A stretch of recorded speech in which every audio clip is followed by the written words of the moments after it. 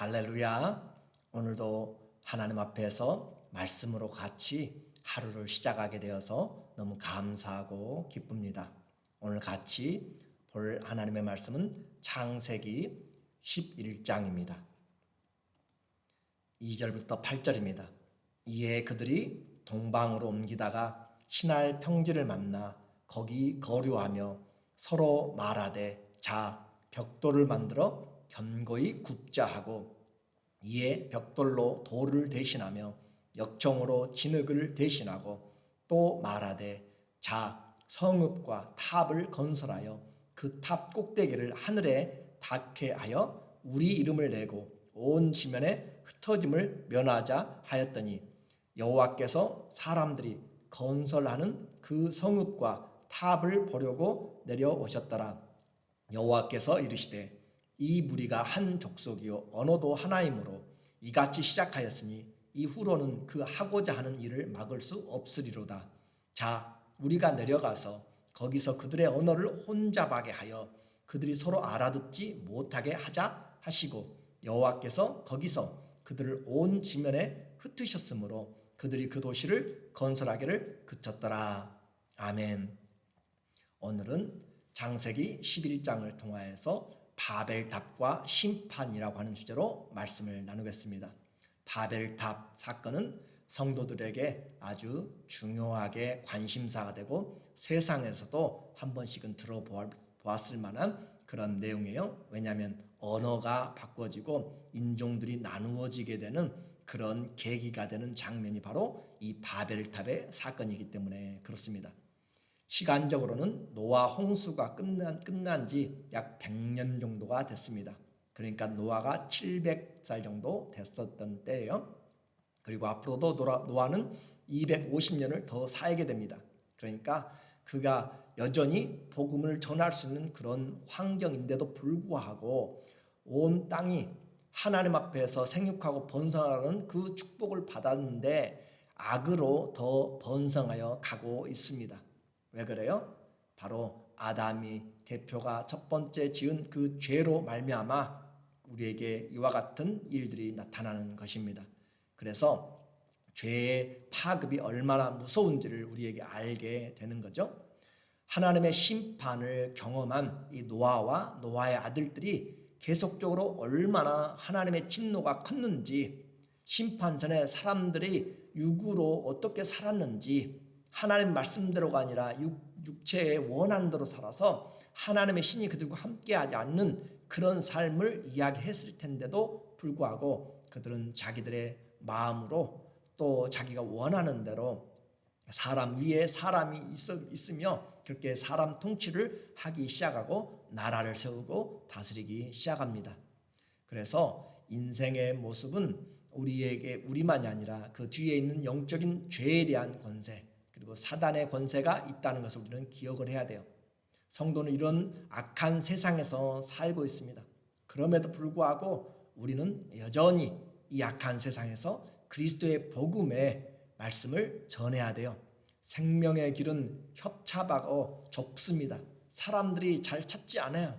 그럼에도 불구하고 우리는 진리의 길로 가야만 됩니다. 왜냐하면 생명과 진리의 길이기 때문에 그래요. 산 위에 있는 동네가 숨기지 못하도록 우리의 빛을 우리는 나타내는 것이 성도의 이 땅에서의 삶입니다.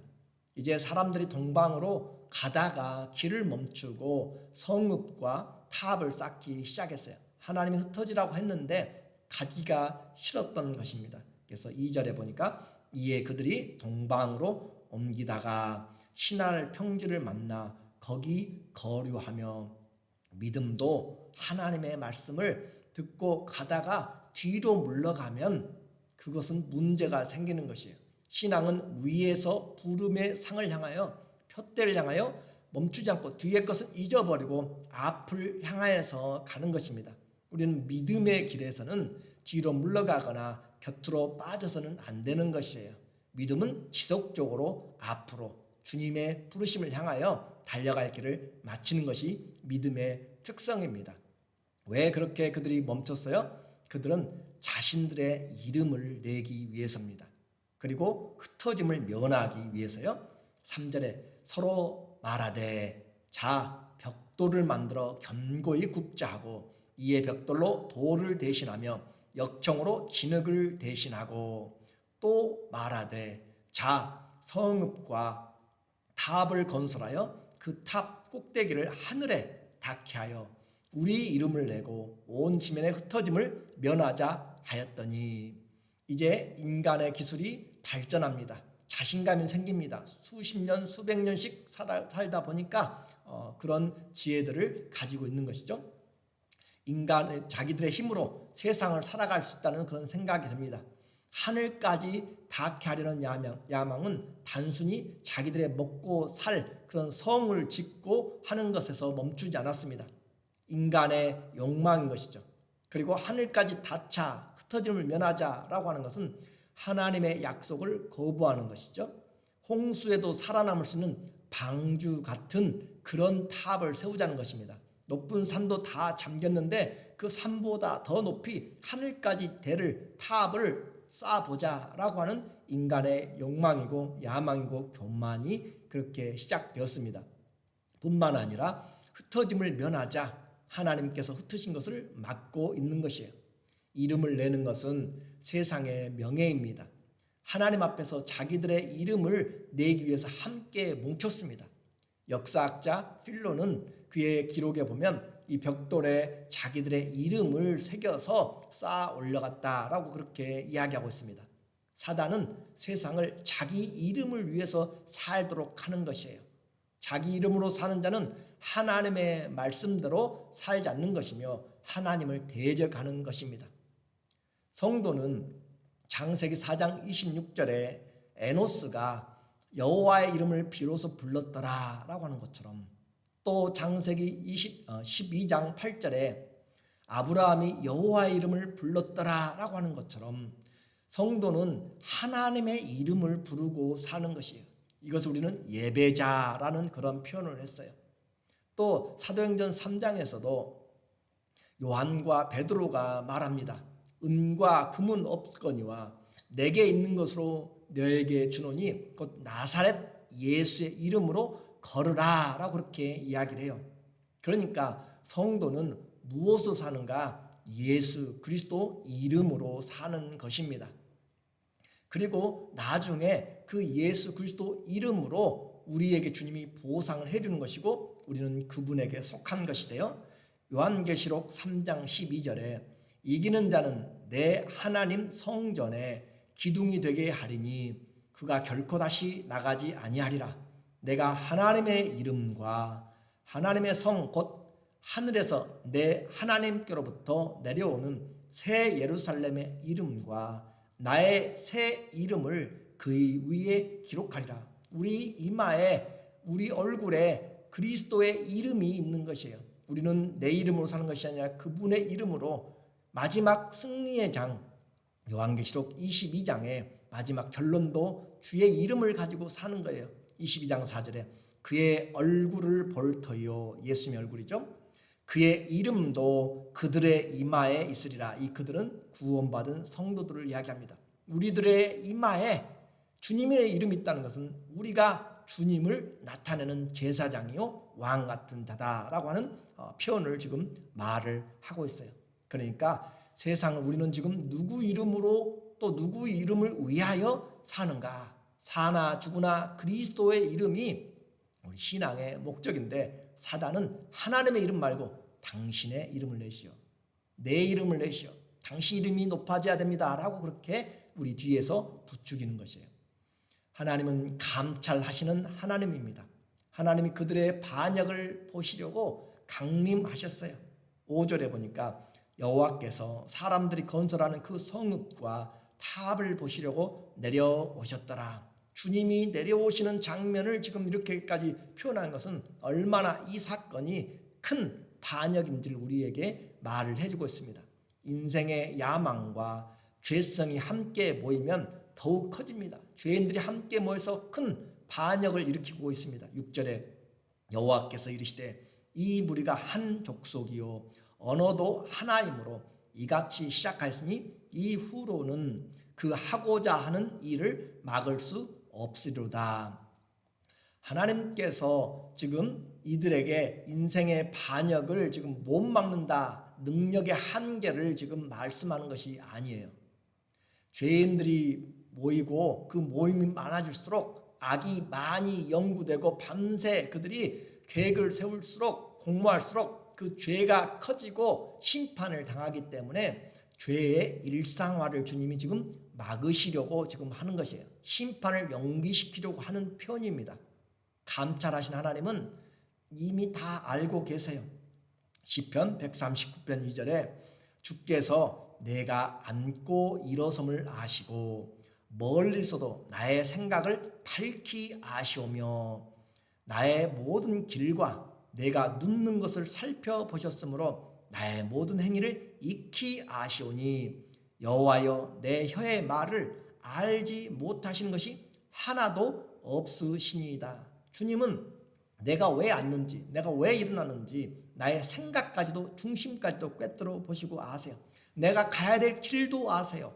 나의 눕는 것도 다 주님 아시고 다 아시는 하나님 전능자이십니다.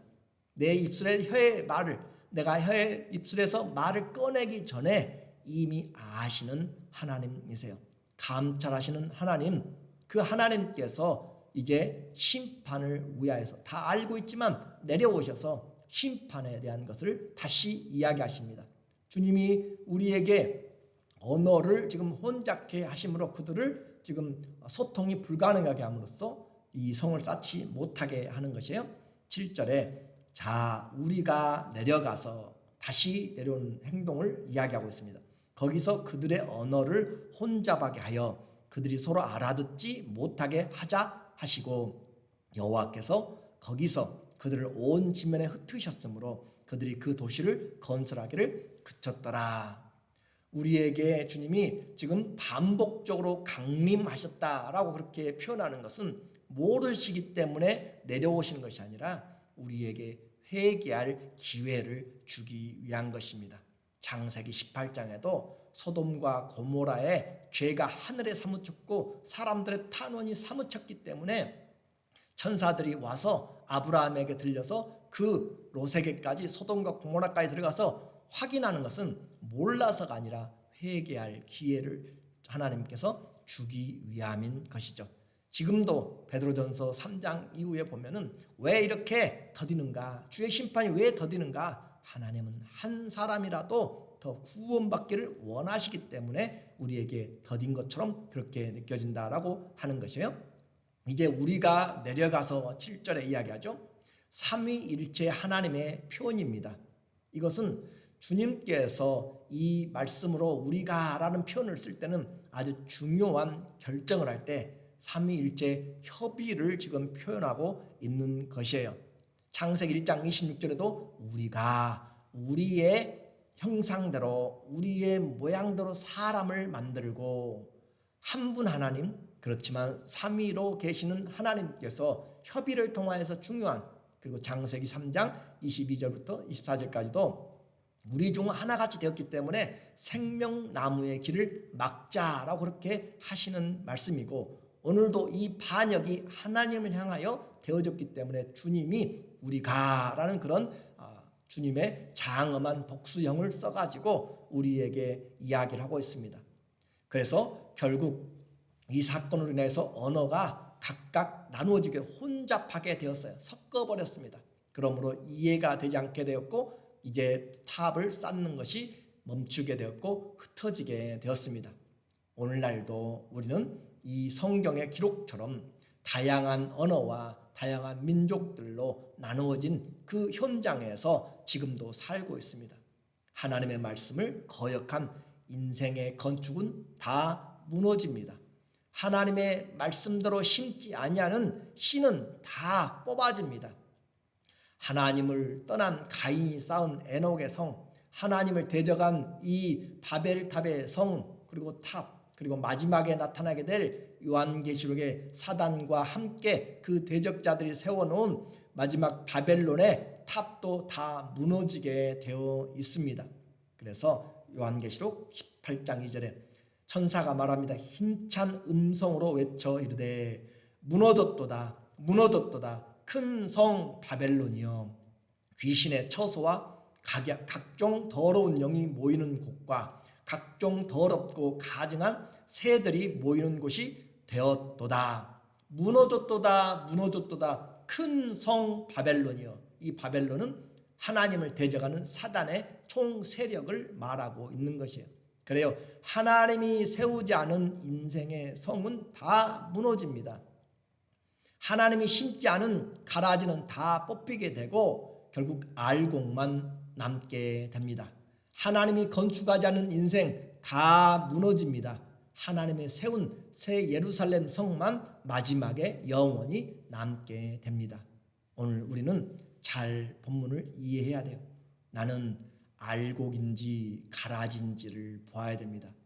나는 지금 하나님의 말씀대로 살아가는지 하나님의 말씀을 거역해서 살아가는 가라지인지 사단이 뿌려놓은 사단의 이름을 가지고 내 이름을 내세우려고 살아가는지 또 나는 내 인생을 통하여서 어떤 목적을 가지고 바벨탑을 쌓고 있는지 성공의 탑을 쌓고 있는지 내가 쌓고 있는 것이 바벨탑인지 진짜 하나님의 거룩한 성 주님의 이름을 위한 내 인생의 삶인지 그래서 나는 알곡인지 가라지인지 확인을 해야 되고 내 인생이 사단에게 속아서 내 이름을 내기 위한 인생의 바벨탑인지 아니면 예수님의 이름을 위한 새 예루살렘의 거룩한 성을 위한 삶인지 주님의 이름으로 부탁드립니다.